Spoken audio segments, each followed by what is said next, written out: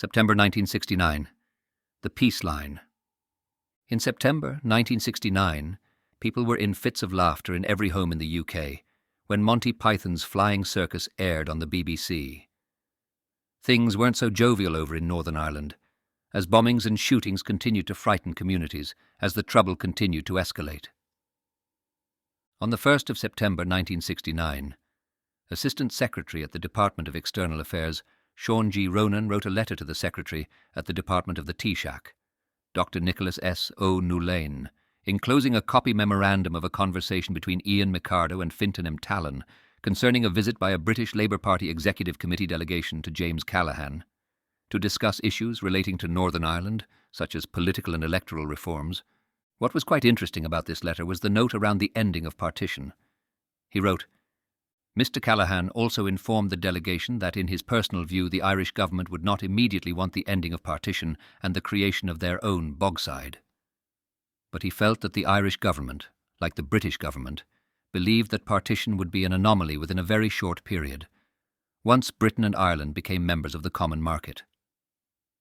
In this respect, he mentioned that it was his view, Mr. Callaghan's view, and the view of many of his colleagues in the cabinet, that there was nothing sacrosanct about the existing border, and if the Unionist and/or Protestant minority in the north felt that they had the right to vote in favour of remaining within the United Kingdom, it was true to argue that there was a similar right for the majority, say in Derry and elsewhere, where a geographical unit existed to vote to opt out of Northern Ireland and into the Republic. He personally felt, however, that this might not be wise in the ultimate, since if the minority in the north were given equal rights in respect of housing and jobs, that same minority, in a relatively short space of time, might no longer be a minority, and the number of diehards could be proportionately lower. However, he did make it clear that the existing border was negotiable if a substantial volume of opinion in any area wished to opt out. He did feel it unlikely that the Irish government would wish to consider negotiations on that matter at the present or in the immediate future. It was quite clear that both parties acknowledged that there was potential for something to give, either way, but they were both apprehensive and possibly scared of any potential fallout that could exacerbate the current problem. On the 4th of September 1969, the Derry Citizens Defence Association published an edition of its newsletter. It was common for informal publications like this to be circulated to update supporters of any developments. There were 3 key points in the newsletter: expressing solidarity with the people of Belfast, the significance of the barricades, and also a reference to the USC still being seen in the Cregan area. Members of the Northern Ireland government held a meeting with the Northern Ireland Committee of the Irish Congress of Trade Unions at Stormont on the 8th of September. A joint statement was issued following the meeting, with key reforms and inquiries mentioned in the statement. 1. Parliamentary Commissioner. 2. Commission to investigate complaints against local authorities and public bodies. 3. Point scheme for allocation of local authority housing. 4. Reform of local government boundaries. 5. Reform of local government franchise. 6. Community Relations Board. 7. Release of internees. 8. Appointment of Minister for Community Relations. 9. Amnesty for firearms. 10. Mission from United Kingdom departments to assess the economic and industrial prospects. Inquiries set up included: 1. The Cameron Commission. 2. The Hunt Inquiry into the organisation, recruitment structure and composition of the police in Northern Ireland. 3. The Scarman Tribunal. On the same day, another life was lost in Belfast. John Todd, 29, was shot during street disturbances in Alloa Street in the Lower Old Park, Belfast. It had been reported that there was a disturbance between Republicans and Loyalists, and Mr. Todd had been shot dead during the altercations.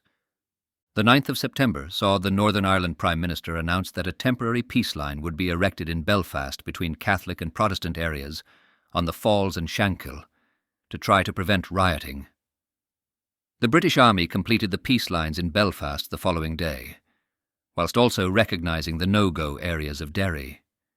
It's interesting that the peace line was constructed as a temporary measure to stem the rioting, and even though they replaced the temporary structure over the following years, this is actually a permanent feature still in place today. Alongside the addition of the peace line, it was also agreed upon during a meeting of the Joint Secretary Committee at Stormont Castle that additional measures would also be brought into play to help stem the rioting. A system of vehicle control would be brought into place, where no cars would be allowed to enter or leave a designated area of Belfast from 9 p.m. to 6 a.m.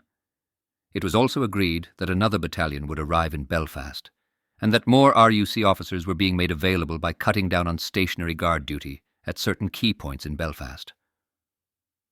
On the 12th of September, the long-anticipated Cameron report into disturbances in Northern Ireland was published. The Cameron inquiry had been set up on the 15th of January 1969. In the report, he found some evidence of cross-membership of the USC and loyalist paramilitary organisations. He reported that in Major Ronald Bunting's Ulster Protestant Volunteers, there was definite evidence of dual membership by special constables, of which he said, "We consider highly undesirable and not in the public interest." He also remarked that although recruitment is open to both Protestants and Roman Catholics, in practice we are in no doubt that it is almost if not wholly impossible for a Roman Catholic recruit to be accepted. The Cameron report described the B Specials as a partisan and paramilitary force recruited exclusively from Protestants. The Prime Minister, Major J.D. Chichester Clark, released a statement on the report. In his statement he stated, "The Cameron report is a document of great importance, but far more important is how we respond to it.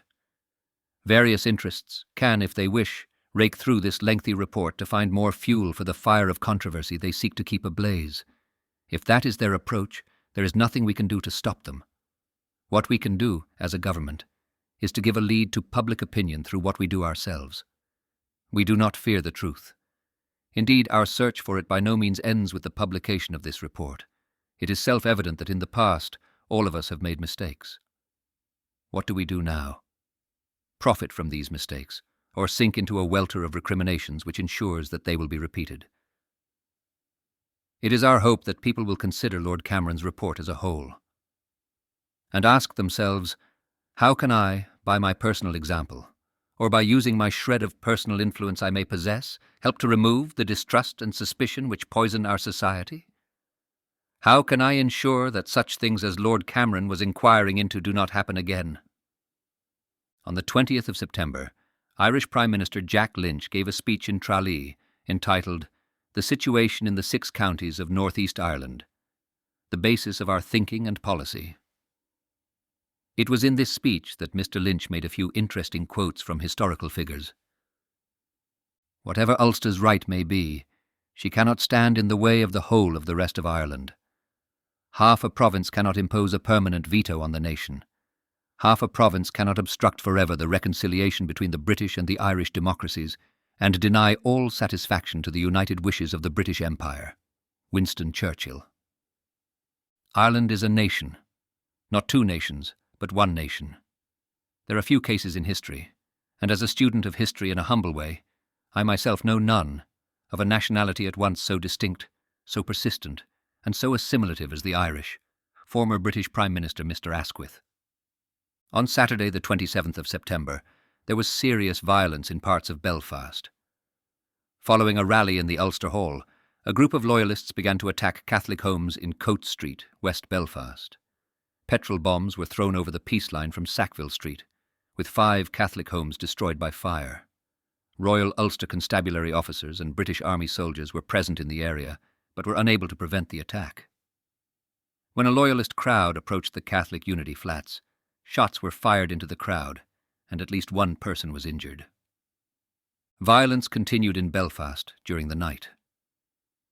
A Republican crowd attacked an RUC station in Hastings Street, Belfast, as well as 2 churches, 1 Catholic and 1 Protestant, being damaged in the attacks.